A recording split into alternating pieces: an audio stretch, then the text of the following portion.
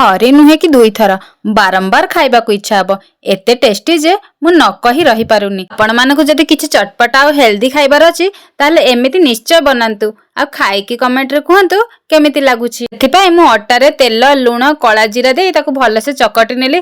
तापरे अट्टा को आधा घंटा घोड़ेई रखि नेली। एबे पूरा पाई मु गाजर आ बंधाकोबी को भलसे कोरी नेली। तापरे गोटे कड़ेई रे किछि तेल देई सेथिरे रसुण पियाज को भलसे भाजी नेली। पियाज टिके भाजी होई गला परे कोरी रखिथिबा बंधाकोबी आ गाजर को देई नेली।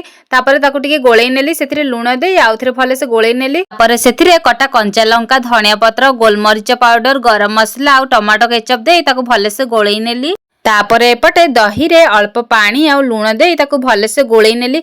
छुंक पई तेल रे सोरिष पान मधुरी रसुण कंचा लंका भृसंग पत्र आ टिके लंका पाउडर देई ताकू भलसे गोळेई नेली।